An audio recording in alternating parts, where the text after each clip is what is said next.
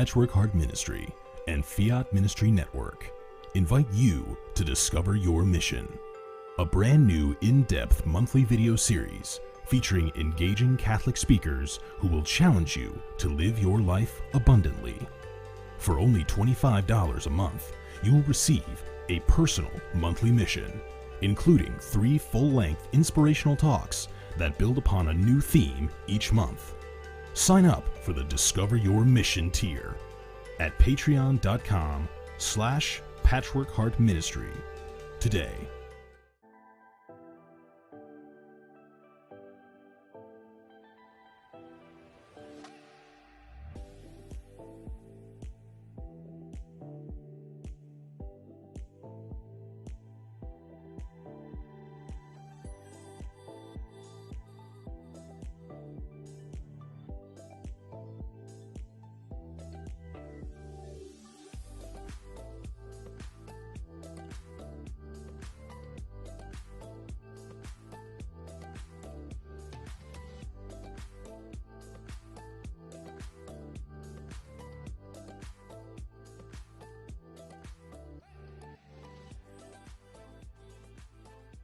Fiat Ministry Network and Patchwork Heart Ministry present Journeys in Faith. Now, here's DeSantis.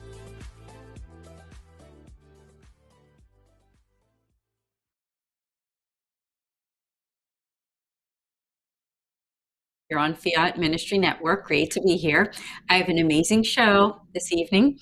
And if you like theology of the body, this is the show for you, because I have Carlos Solorzano and Angelica Delallana.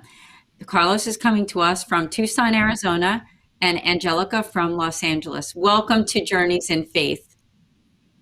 Thank you. Thank you for having Hi, us. thank you for having us. Absolutely. I was really excited about this show because you were also a guest on my other show, the podcast that I host with Bill Snyder on Patchwork Heart Ministry, Sowing Hope, where we learned about your life, faith, and mission. So it's great to be here at Fiat Ministry Network. So how are you both doing this evening? We're doing well. Yeah. And it's great because, we're coming from different spots here, right? I'm in the Philadelphia area.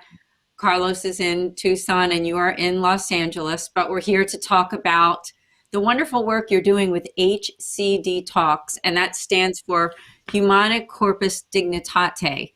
And for people who are watching this show or listening on the podcast, it's at hcdtalks.com. It's there up on the screen for a second there. And so why don't we start with you, Angelica? We always talk about the faith journey of our guests because, the show's called Journeys in Faith. So we would love to hear about your personal journey. Well, I was born and raised Catholic. I was baptized as a baby. Actually, I just looked at my baptismal certificate. I wasn't even a month old when I was baptized. And I went to Catholic school, but it wasn't until I went through maybe the confirmation program that it inspired me, especially that 3-day retreat that we do for the year 2 confirmandees. It was really life-changing and it really touched me. And so once I got confirmed, I actually became a catechist for a couple of years. I left because I started nursing school. I am a nurse. I've been a nurse for 12 years now. And then I went back to teach catechism again, confirmation. Then I left again because I had my babies, and my son actually was very small, like not even a year old when my second group of students got confirmed. And then it kind of, but that seed was always there and it was always planted. And also in between that, I felt like I wanted to do more with my faith, even with nursing. I loved it when patients would ask me, can you pray with me? Like there was always some sense that I was able to do more and really take care of them spiritually, and not just and not just physically, like with their health and things like that. Because as a nurse, you're supposed to take care of them holistically, right? We take care of them physically, mentally, emotionally, and spiritually. So it was always wonderful when patients would ask me to pray with them. So I knew I wanted to do more. And then Carlos actually would call me every now and then because he was studying theology of the body, and he wanted to incorporate physiological aspects and facts into his teaching to kind of give it more of a scientific backbone. Like, we're tangible creatures, and we want to be able to see it and feel it and hear it. And so he wanted to bring that into the teachings he was doing. And so it kind of, that also helped plant the seed of, okay, this is an interesting collaboration. It's not something that you think of. Usually people think science and religion are completely separate entities. And in many ways they are, but in many ways they can support each other. And so because of that collaboration, and he and I would go back and forth, he would ask me the physiology, and when I taught catechism, I would ask him about the theology. And then, I think Lent 2 years ago, I was doing Stations of the Cross, and I remember vividly, I started to cry because God said, okay, you need to come back and teach. And then I remember calling Carlos after that. I said, I feel this. I feel like I need to go back. And literally within less than a week, the director for the confirmation, so I picked up my son from church camp. He was doing their day camp. And a friend of mine who knew I was a catechist before asked me, are you coming back? And then the director happened to be there, and he's like, yeah, can you come back? And so I said, okay, God planted that already. I felt it. I think it's time to go back. So I went back into teaching catechism. And through all of that, because of the catechism and then starting this ministry, it really actually boosted my seeking out my faith. And really trying to do more and live more of my faith, not much more than before. And so now we are here, and I feel a lot more spiritual even through this pandemic.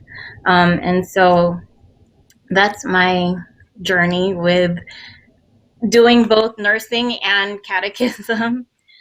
Yeah, it's really an incredible journey that you've had. I know we've talked before about it, and I just want to read something that's on your website, which I think explains a lot to our viewers. It says that we are a theologian and a family nurse practitioner who work together to emphasize the beauty and value of God's creation through medical and scientific evidence of his loving mercy in the human person while addressing the topics difficult to discuss. So there it is, your website there, speaking on the faith and dignity of the human person. And I can't think of a time more than right at this moment in time that we need what you are both doing. So thanks for sharing your journey. Now we would love to hear Carlos's journey too. Well, like with her, I was born and raised in a Catholic family. I did not attend Catholic school until high school, but my parents were both devout Catholics. My father was actually a catechist. He was also a language teacher. So I would say the root of my interest in theology was my father had a gift for breaking it down in a very simple way, but my mother did a wonderful job getting to the heart of the gospel. My parents certainly had a sense of right and wrong, like there is sin, there is, grace, there is good, there is evil. But my mother would, every time we would talk about sin or doing something wrong, my mother always made a point to tell me that, but if you ask God to forgive you, he will. So that idea of mercy was there. Ironically, my ambition in life was music. I've been a drummer since I was 9 years old, formally, beating on the pots and pans way before that. And then when I got to high school and college, I started becoming interested in writing music. So I did study music for a number of years.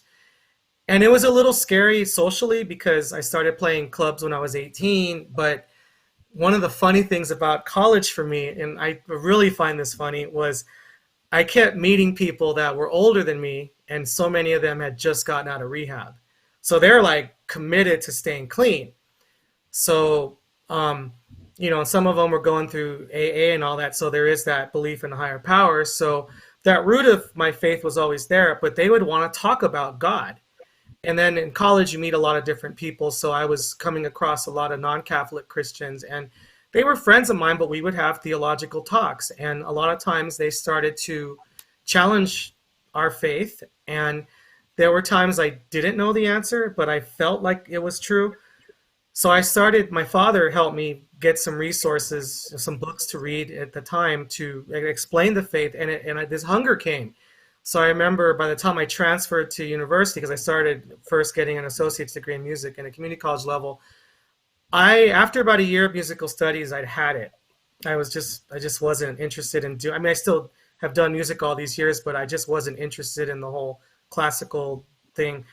And I ended up changing my major to religious studies and did it without really making any plans. And then I remember one of my professors, I was talking to him about my future. He says, well, you could be a teacher. And I just kind of did it because it seemed like a good idea. It took me some teachers will admit that you never really figure it out, but the first few years were challenging. But I, eventually started to, I really began to love sharing the faith with my students. And it's interesting because I loved studying scripture and I loved teaching scripture. I absolutely loved, the whole Old Testament class and the New Testament class. And then the bishops changed the curriculum, which I wasn't crazy about. And then I started teaching morality. And then, it was fine. And then it was in 2010, actually, March of 2010, my employer at the time sent me to the Theology of the Body Institute. And that was, I did the whole, 8 courses and certification process, but that first class with Christopher West it rocked me to my core. I mean, it was like an intense graduate level class as well as the most pastoral retreat you could ever get on. I don't think I ever cried so hard in my life. But the beautiful thing about it was really just feeling my affirmation as a human being. And then hearing my classmates sharing their struggles. And we were in this environment that I called the safest place I've ever been in my life because everyone just loved each other. I mean, it was almost like getting a glimpse of that first Christian church where they lived together and they shared everything together. I mean, obviously the level of love and trust that they must have had was amazing. And then beyond that, when Christopher, charged us to go out and share what we've learned and to continue to share what we've learned in later courses, I've seen the impact it's had on my students. I've seen the impact it's had. I did some talks before we began this ministry, and some of them went really well. It just, things didn't really go the way I hoped, and I know it was because I was meant to be in this ministry, but I could see the impact it had on adults that I spoke with as well. So it was really, it was just an honor to be the person to share the wisdom of our Holy Father. And I tell you this is something I said at my graduation from the Institute. I share the birth date, not the birth year, of course, but the same birth date as our Holy Father, Pope John Paul II. In fact, when he was first elected Pope, my mother made me write him a letter. I think I was 7 or 8 years old, and he wrote back. So that was, my mother still has the letter. He wrote back. My mother has the letter, and it was amazing. And then what was funny was the year that he canonized Juan Diego, I actually made a CD, my own CD. And at the last second, I was so moved by that because, I'm watching him get off the plane and he's in Mexico, and I'm watching, my compadres, celebrating him. So at the last second, I thought, he'll never see this, but why not? I wrote a thank you to him in the CD liner notes. My mother, because your mom's proud of you, so she insisted on buying like 10 CDs for me. I'm like, Mom, I'll just give them to you. And she insisted. What she didn't tell me was she knew a priest that was going to Rome. And she calls me one day and she goes, "You need to come over. You have some mail." And I go, "Mom, I haven't lived there in years. I mean, I'm on my own." She goes, I go, "What is it, like a flyer or something?" I said, "Just throw it away." She goes, "You need to come over." And I'm like, "Well, who's it from?" She goes, "You have a letter from the Vatican." And I was like, so I go over and I got a letter that gave me a thank you from the Pope from the CD. He sent an apostolic blessing, and then I still have it with me. It was a rose petal rosary that as a gift, and it was beautiful because it was just that little calling he had of be not afraid to follow Christ. And I was going through kind of a tough time in my life at that point, so it was very moving. And then, of course, Pete, my mother pointed this out one day. My name is Carlos. Well, his name is Carol. We have the same first name, just Wow. Spanish and Polish. So it's just, it shakes me up because I'm like, okay, there's a task to this, but it's one of those things that when you think about it, it just makes you really happy. Well, I can't stop smiling. Yeah. Me Good too. story. Yeah, it's good. Well, thank you for sharing to both of you for your faith stories, because I think that's where it all begins, within our own hearts and how God works in our lives at a young age as we're growing up, and how you're maturing, and how God is continuing to speak to you, and how he shows you what direction you're going to go in. And obviously with what Carlos just said about the letter that you got back from Pope John Paul II, and if the faith that both of you had as a young person, and how that developed into this mission. I wondered if you could share about how did the two of you come to collaborate on this wonderful ministry that you're doing, HCD Talks? Well, if when you go to church and you meet people through your diocese, and then you kind of run into each other here, and here, and then after a while you forget like where the defining moment were. And so I'm from Carson, California, so I'm from where she lives. So that's how we met, was we were from the same hometown. And we were involved with different church things, including musical things, because she actually loves to sing, and she loves the faith-based songs as well. And really, what's interesting was she had mentioned a moment ago about we would call each other for different things, and she had talked to me a little bit about. It was interesting because she was in her NP school, so for her master's degree. So she was writing these papers, and since she was going to APU, it's a Christian college, the papers had to have a faith-based aspect to each one. So at that point, she would sometimes send me little manuscripts of what she wrote and said, "Well, can you give me feedback on this?" Or she'd say, "Well, can you give me maybe some Bible quotes or whatever?" And I said, "Sure." So she was sharing me some things that she was, that where she saw God in the human body, just as a medical professional. And so I remember saying, it's funny you say that, because that's when I was just starting to study theology of the body. And she knew my interest in scripture and all that too. So she was like, "Oh, you're doing that too?" I said, "Yeah, it's a long story. That wasn't my plan, but what happened."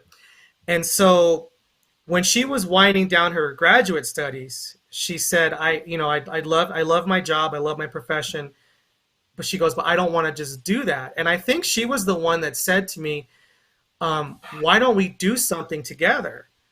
And it was, and I like the idea, because the funny thing about us is we're very similar in like the way we think, and like we have different, I'd say, favorites. Like we both love music.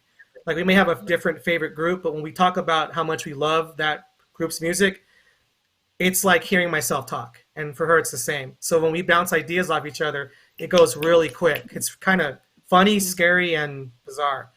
So I thought it was. Well, just an example of that. We had actually done a presentation, And we were going through the slides for the presentation, and I said he mentioned something on one slide, and I said, "Oh, you should talk about this." And he said, "Look at the next slide," and it was almost word for word what I had just said. So the amazing thing is with our ministry is that we are very much on the same page, and being able to work with somebody who has the same ideals as you is amazing. But the good thing is that we also have different strengths, and we're able to put both those strengths together in order to really get this ministry going. So, we have a lot of the same ideas as far as our faith goes and our insights, but as far as like the actual physical tasks, we also have different. I'm more of the techie person, and so I do a lot of the background technological stuff, and then he does the networking and the outreaching, which he got through his music background. So a lot of our backgrounds actually really helped this ministry get going. So I think it's a real demonstration of how the Holy Spirit works. And I'm just in awe listening to this, because how he used both of your gifts and put you in the right place at the right time. And then the development of HCD Talks. And I want to invite people, if they're watching right now, to go to hcdtalks.com and look at this website. It's just incredible. And the whole idea is the value of God's creation through medical and scientific evidence of his loving mercy in the human person. And when I say that, that's just part of that initial about us. You're combining that whole idea of the beauty of God's creation and also the medical and scientific evidence. So can we talk a little bit about that? Well, I think what's interesting was one of the things that attracted me to theology of the body was when I did my collegiate studies. I did it at Cal State Long Beach. So my bachelor's and master's was at a secular school. So I may not have gotten the spiritual formation that some people would want, but the secular approach is very data driven. And, my professors were really into that, and they were actually, allowing us to think freely as well. So like, as long as you're giving us the data and you're interpreting it, so be it. But as long as I see the source of what you're doing. So when I was studying theology of the body, all the teachers I had at the Institute were phenomenal. And some of them, of course, had a scientific background. And so whether it was them or whether it was the theologians who were employing all the disciplines, because I believe it was St. Augustine who said, if it's in the Bible, study it. So, language, geography, astronomy, I mean, it's all in the Bible. I mean, the existence, creation is in the Bible. So I always made the effort to try to, because knowing my students too, who would, some of them are very science driven or whatever, like when I talk to them about, say, Christ's crucifixion, and like, for example, I think it was about 6 years ago when geologists said there was an earthquake when it happened, and they dated it, and they studying the ground, there was an earthquake. So this isn't the Bible being, very dramatic with the literature. There was an earthquake, and no one disputes that now. So I'm sitting there saying that reinforces my faith that something happened. Or, learning about the bleeding Eucharist and, what the results of these tests were. These are scientific tests. So, and as a kid, I know this really annoyed my parents like crazy. I was always that why kid, asking questions. I mean, I wasn't hostile, but it's like, well, hold on, you're telling me this. Well, how do you know that? And so she's like that too. But it's just, so that, and I have unfortunately encountered other theology teachers who they'd rather read the catechism to the kids and say, well, this is the truth, which I'm not saying it's not, but this is the Google age now. The kids are just going to whip out their phone and they're going to look for an opposing view, and they're going to throw it back at you and say, okay, now give me an argument against that. And if all you're going to teach them is, well, this is what the teaching is, it's right, but why? No, you made a good point. Mm-hmm. And I will say I'm a why person as well. I just wanted to make that comment too. And for those people who do kind of question, and even for somebody watching, I think it's good to hear that. Angelica? So I'm, kind of reiterating Carlos's point. A lot of times now the kids, I teach the catechism students who go to public school, right? He teaches at a Catholic school. So a lot of times those kids are probably already brought up in the faith. Most of them have had it since first grade. My catechism students, the majority of them don't even know how to pray the Our Father. And it's having to teach them because they haven't been brought up in it. And so they are very much likely, you're talking about them being brought up in a secular world, bringing them into what they would call church school, and then basically telling them, no, what you're seeing is not the correct way that God wants you to behave. So now they're asking why. And you have to make it relevant to them and how does it affect you. And just as an example, one of the talks that I gave to my students, and this is from personal experience because I was bullied all through elementary school. So I actually talked to them about bullying, but I didn't just come at them with, don't do it, it's wrong.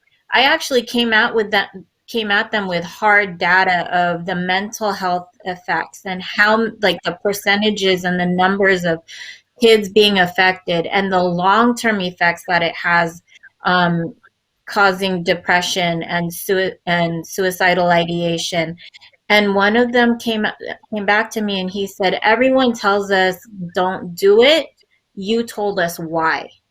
So it's giving that why, giving them, hey, this is why God doesn't want you. Somebody a mutual friend of ours put it right when she said, God is not trying to restrict you. He's trying to prevent you from getting hurt.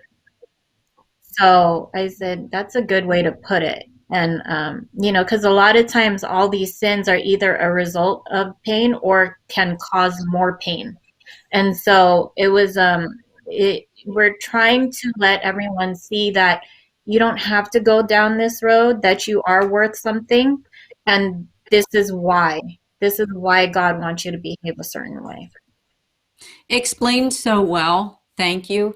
And to me, it sounds like you're almost combining really good catechesis and theology with the empathy, the sympathy, the social justice, we'll say, of the church, right? I mean, because that's where it all comes together when you recognize the beauty of all that we've been given in the church, but also the mercy part of it, and trying to answer those whys that so many people have about why do good things or bad things happen to good people, those kinds of questions. So thank you. So far, we're halfway through the show. We do have to take a short break. So we will be back in just a few minutes here on Journeys in Faith. Hi, my name is Ann DeSantis, and I'm the director for the St. Raymond Nonatus Foundation for Freedom, Family, and Faith. You can learn about us on our website at nonatus.org. I'm here to tell you today about two great podcasts that I hope that you will tune in. The first Tuesday of every month at 8 o'clock, we have a podcast specifically for Catholics affected by divorce. From 8 to 9 p.m. Eastern, go to Philly Nonatus on YouTube to subscribe. In addition, we also have a podcast the last Thursday of every month. That's also at 8 o'clock Eastern Time for 1 hour. And that one is for families in crisis. We have some really great guests coming up soon, so hope to see you then. Please also consider the fact that you can make spiritual direction appointments with us with our spiritual moderator. All you need to do is go to our website on the contact form and just reach out to us. We'd be happy to hear from you and look forward to setting up an appointment. So would love to connect with you. Please share this video and let people know that we're there for families affected by divorce and also families in crisis. Thank you.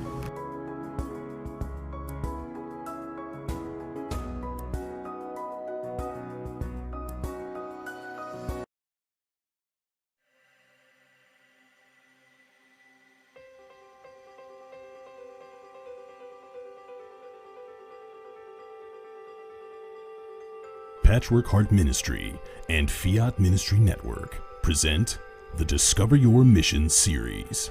Now, I had been brought up without any prayer, without Bible, without church, nothing of that kind. And so when my father died, I became suicidally depressed. I had no desire to live. And yet, by the grace of God, whenever I got to the point of actually taking my life, I always had this interior conviction that if I took my life, I would simply find it again on the other side, and it would be permanent misery. But it wasn't until I became a wife and a mother, and I began to try and pass my faith on to my children, that I realized that everything I knew about Jesus was memorized doctrine. I was a good man, I was a good father, I was instilling the sacraments into my family. I was definitely not intentional, I was stuck broke in my faith. But what kind of strength did he have? Jackie did not just have a strength of body or baseball skill. He had a strength inside of his spirit, a courageous meekness that empowered him to play the game. And I tell him what is going on with me, and he's like, oh, okay. And I'm like, no, I think this is like some sort of miracle, dude. And he's like, okay, of course, but I'll believe it when I see it. Honey, you've been trying to quit, and you've been saying this and saying that, and his big line to me is, you shouldn't say things, because I never follow through on them. And so this was week after week, month after month. He is looking at me like, this is a miracle. There is no way that you, on your own, could have done this. So we are called to sing. All of us are called to sing. All of us are called to express ourselves and join our voice into the unity of the church. Often with my choirs, I ask them to listen to each other, to listen to the sound that they make together as one. That's what we're aiming for. Through the harmony or unison, we're aiming for a one sound. You need to decide, what are you going to participate in? Are you going to participate in the historic Christian idea of the altar of sacrifice, which is in the Eucharist, or not?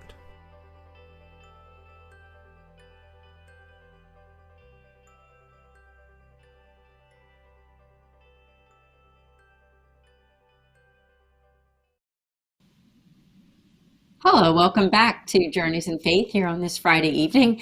And I have amazing guests, as I told you at the beginning of the first half of the show. I have Carlos Solorzano and Angelica Delallana. Carlos is coming to us from close to Tucson, Arizona, and Angelica from Los Angeles. And here I'm in Philadelphia, so we're all over the place this evening. And it's great to be here. So going back to what we were talking about the beginning of how HCD Talks came into existence. I thought that was a really interesting story, how God brought the two of you together. And tell us more then about the journey since you have started this ministry and what you are teaching to people, specifically younger people. I know that that's very important to both of you. Well, I want to talk about the journey. So the journey last year was difficult. We were actually God really challenged everybody for the last year, almost a year now. We had gone to the Religious Education Congress in Los Angeles, actually in Anaheim, so Orange County. It's a large conference with like 10,000 people, but at that time COVID was starting to come up. Less than a month later, we were slated to do 3 talks. One was supposed to be a one-day retreat, and then there was a talk for my confirmation students, and then I was also supposed to do a talk for my son's, the middle school girls from my son's elementary school. And then that week was when everything shut down. So we went from having all of these talks and looking forward to these talks, and actually so much on my feed is coming up of the times we were planning the talks and status, updating our status on Facebook, all those memories.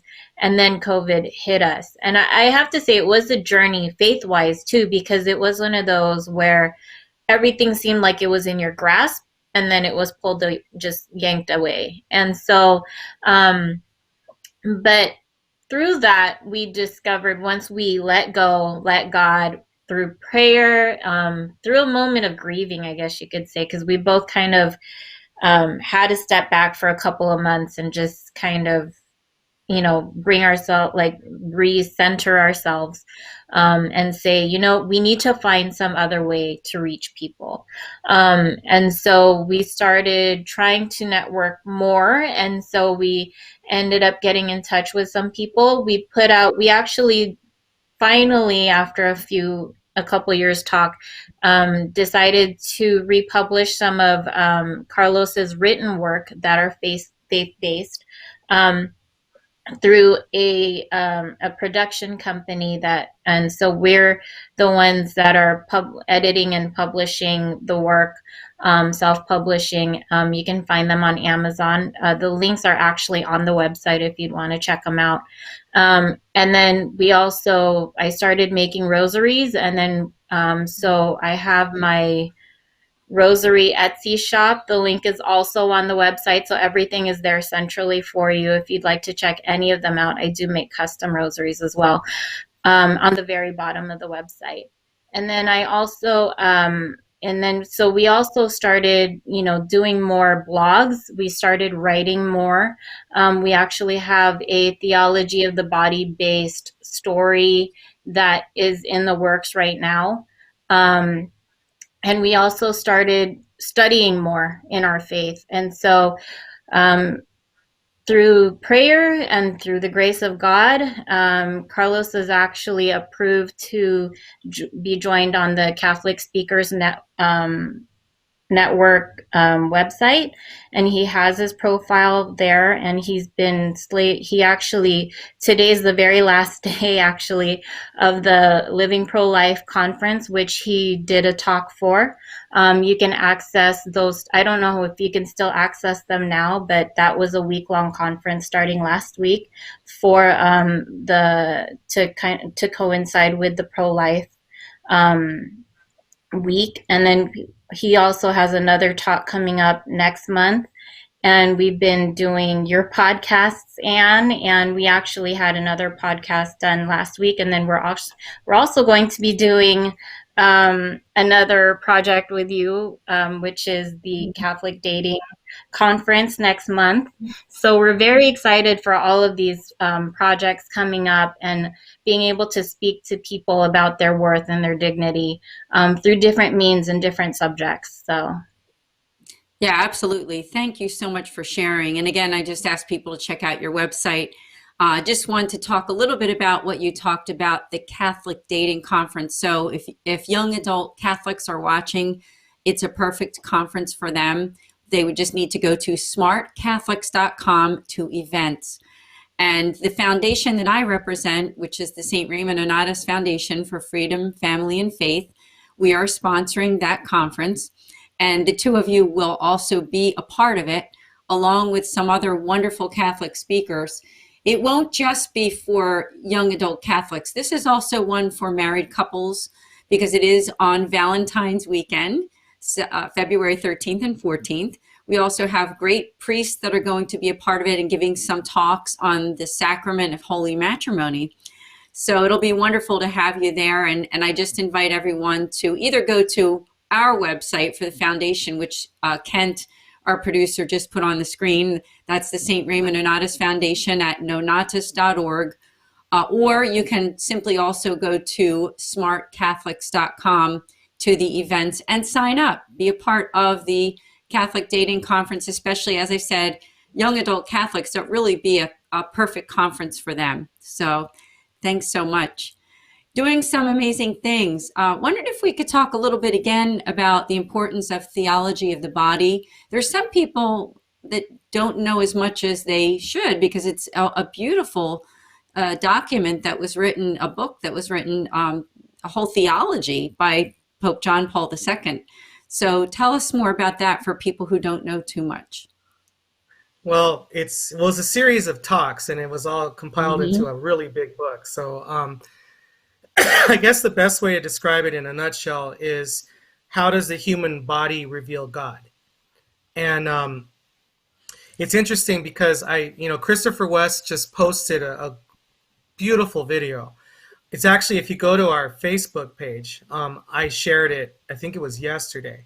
Gives like a little 8-minute summary, and it really talks about why we were created, why God reveals himself through us, and of course other parts of creation, because God is a pure spirit. Therefore, you won't see God, but God will manifest himself in different ways to us.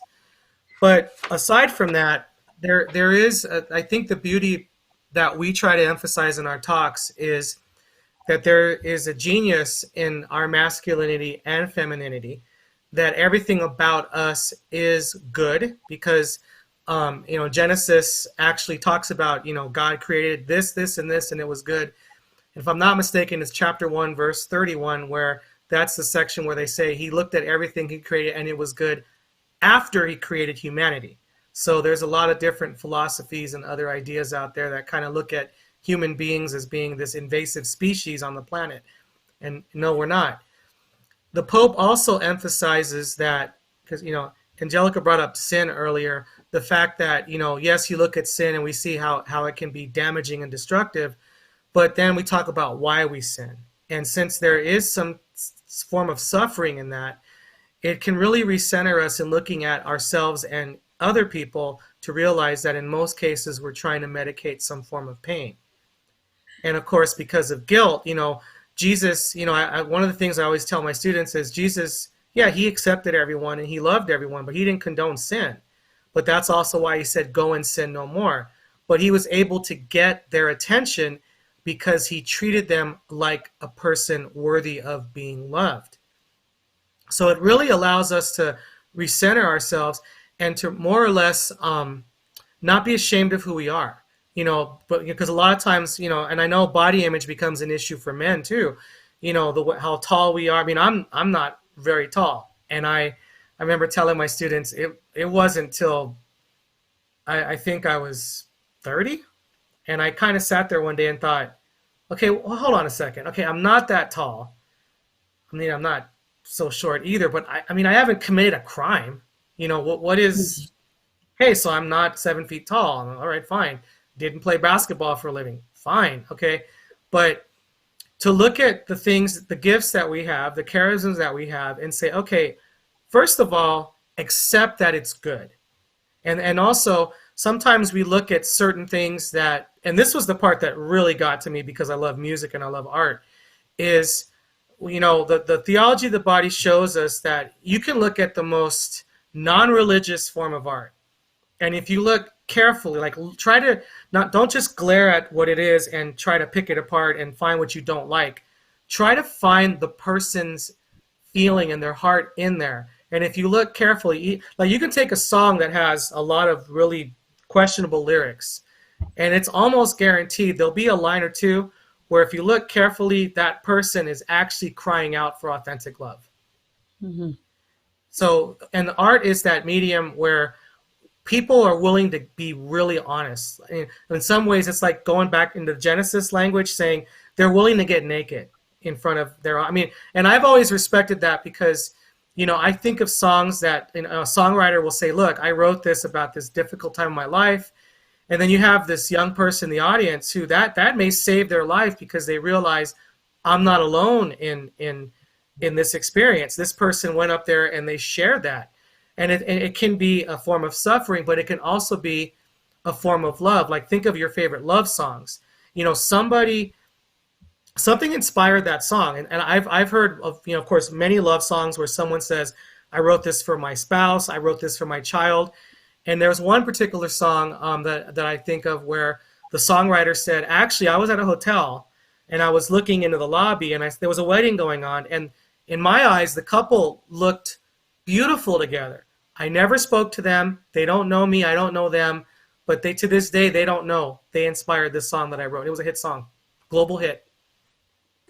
Wow, what a story. And thank you for sharing, because theology of the body is something that can enrich all of us. It doesn't matter what age you are, whether you're young, a young adult, a middle adult, or a senior, right? There's something to be learned there for all of us. I wondered if you could share, for somebody who's watching and thinking, I do want to learn more, what resources could you point them to, whether they're on your own website or someplace else? Well, my first, because I think theology of the body, I'm going to go back to my California roots. You go to the beach, you put your feet in the water, and you slowly walk out, and it's up to your ankles, it's up to your knees, and then you're way out there with the big fish. My journey was interesting because it started because a coworker of mine had gone to the Institute, and she loved it. So Christopher West has a book. It's called Theology of the Body for Beginners. It's very simple in its language. I mean, to be honest, some people might even accuse it of being a little corny, but I think corny is actually kind of cool, because like when you think of going to church and something's kind of corny, how do people react? They laugh and they smile. It's joy-filled. And, I sent Angelica a copy, and I'm sitting there curious how she was going to react to it, because Christopher does get somewhat physiological, and here's this nurse practitioner, and she was screenshotting little sections she wrote, and she was sending them to me like, this paragraph was beautiful, this paragraph was amazing, this paragraph made me cry. And I'm thinking, been there, I know. So it's kind of a nice start. It's easy to read, you'll get through it really fast. But then there's a lot of different references, from the Institute as far as videos. The Pope's language can be very dense. So Christopher's written other books where he kind of breaks down specific teachings in a simple way. But then, our ministry, from blogs to some of our videos from our previous talks, we also have, some resources people can look at. And I know there's people like Dr. Edward Shree and other people who also, and I think a lot of it too would be check out different teachers, because it's just, there's going to be that one teacher that they catch you, you resonate with them. So, if there's a book or an article or a specific, teacher that you start with and it doesn't grab you right away, don't give up. And also, on our website, you see our email, hdtalks@gmail.com. Feel free to drop us an email, and I'll be happy, we'll be happy to answer any questions you may have. We're also available for talks. I mean, we've done lots of Zoom talks. In fact, she's doing that with her confirmation kids. I'm doing that with my students every day.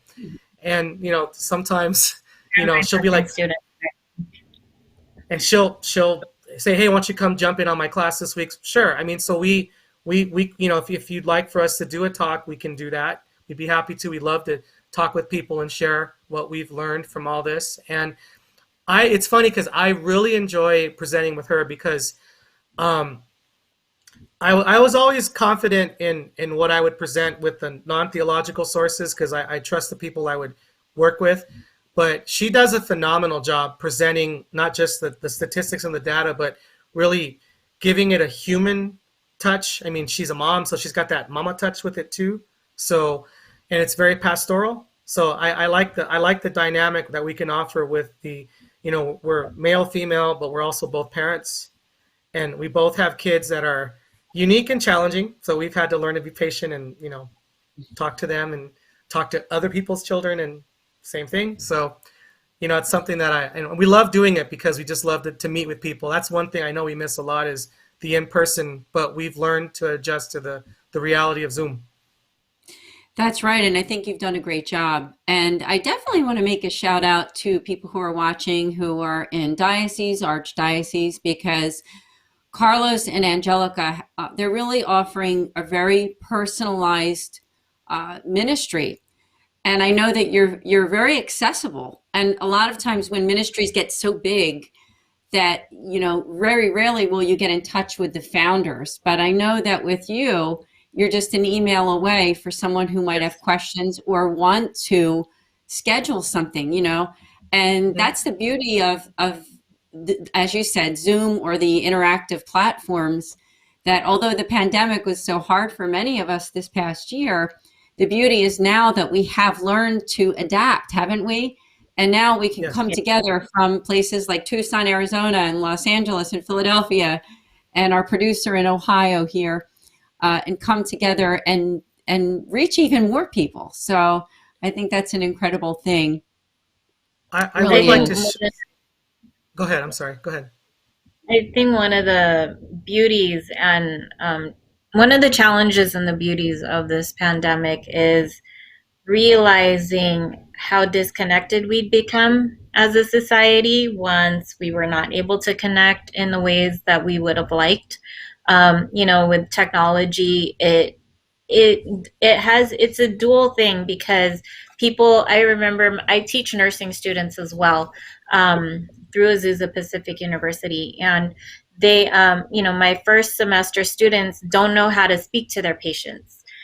So I think we need to relearn how to reconnect. And I think that's also something that ended up happening with the pandemic, not being able to go to church and needing God. I remember the first month not being able to receive the Eucharist, and it wasn't by choice, it was by force. That inability to actually got me very sad and made me cry. And so I had to develop my own way of finding Jesus and God spiritually. And it actually, because I had to put more effort into it, it somehow ended up made me become more spiritual. But we do have to seek it, and it made me realize how much we really have to seek our faith. It's not just enough to. I think on the video, on the break, there was somebody that said, I realized all I did was memorize basically the catechism. You can spread out all the facts you want, all the catechism you want, but how much are you really living it, and how much are you actually really believing it and feeling it in your heart? And so that's what the pandemic really pushed me to do, was to really feel that, because I had to seek it out myself. And it's hard for some people. There are barriers to overcome, but you just have to find what works for you, what form of prayer works for you. I started a prayer diary where instead of writing Dear Diary, it's Dear God. Just so that all my thoughts are actually more in prayer rather than me just writing down memories. It serves a greater purpose than just me logging things down. The other thing that we do, Carlos and I do daily, is pray the rosary, and really reflect on the mysteries. And then, there's other forms of prayer out there, prayer books that might help you if you're not really sure how to pray. And when I read scripture, I really try to find a way that it pertains to my life in that moment. And I actually have found that every time I've read scripture, there's at least one line that is so relevant to not just my life in general, but what I am going through in that moment. And it's like, okay, God, I guess you're speaking to me now. And so we just really have to listen for that voice. Amen. Thank you for bringing up prayer. It's such an important part of all that we do as Catholics and Christians, and keeping our relationship with God as the most important thing. And I love how that you combine really good theology and teaching and catechesis with that prayer and with that outreach that you're doing to people, and especially younger people too. So thank you for doing excellent work. As we're coming too close to the end of the show, one of the statements by John Paul II always was not to be afraid. Be not afraid. I wondered if you could speak on that, because that's a big part of getting over what we've just overcome this past year with the pandemic. Well, one thing. Go ahead. One thing with Be Not Afraid, I mean, you asked about. Thank you so much, Carlos and Angelica, for being on Journeys in Faith on this Friday evening. It's just been wonderful to have you. I'd love to have you come back again, because I think we have a lot more to talk about. Sure, I'd love to. And if you could just tell our viewers again how they can reach out to you. I know that you're offering not only in-person talks, events, and that you can do, especially once we get back to normal, the in-person, right? When I say normal, I mean after the pandemic is over.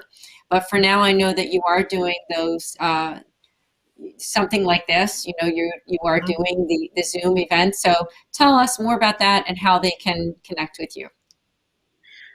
So we actually have done pre-recorded presentations for classes. Some teachers, some theology teachers have asked us to create a presentation based on a topic. Everything that we do is customized and so that it's relevant to the population that we are speaking to. So just, you know, if you see a topic that might interest you, or if there's an idea for another topic that might go along with what we do, definitely reach out to us. You can see have all our information on hcdtalks.com, or email us at hcdtalks@gmail.com. And as you've seen, Anna, we get back to you pretty quickly. You do. Both of us are monitoring that email address. So, you know, if one doesn't see it, usually the other one does. And both of us will respond at some point within 24 hours, usually. And if there's any, they have any questions, even on what we talked about today, like theology of the body, you want references and resources, we can definitely reach out to you on those. Thank you. Definitely. And Carlos? She covered it. I mean, we're on social media as well. We have a Facebook, Twitter. We're probably more active on Facebook. We'll be posting a lot of different things that one we focus a lot on some of the things that we cover. We sort of have a sister page called Catholic Truth and Devotion page that we'll just post every little Catholic thing you could think of on there, from recent news to just real beautiful memes that tell stories.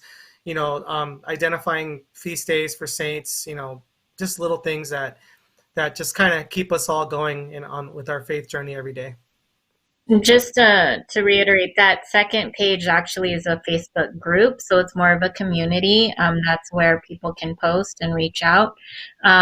We also have on Instagram, and all of our social media handles are the same. It's at HCD Talks,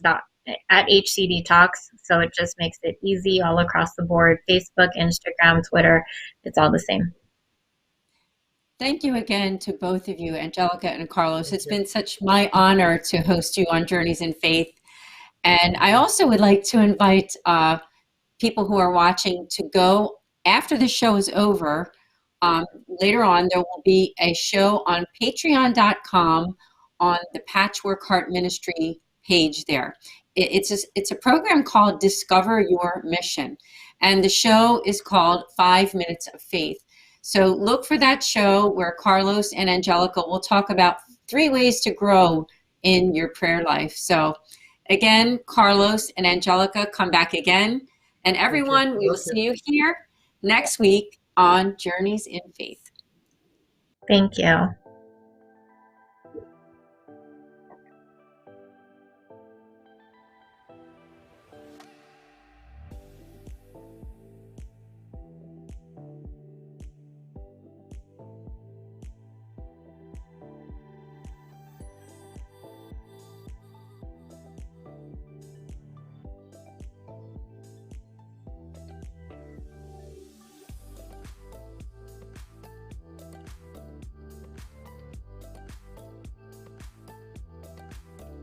Journeys of Faith is a production of Fiat Ministry Network and Patchwork Heart Ministry.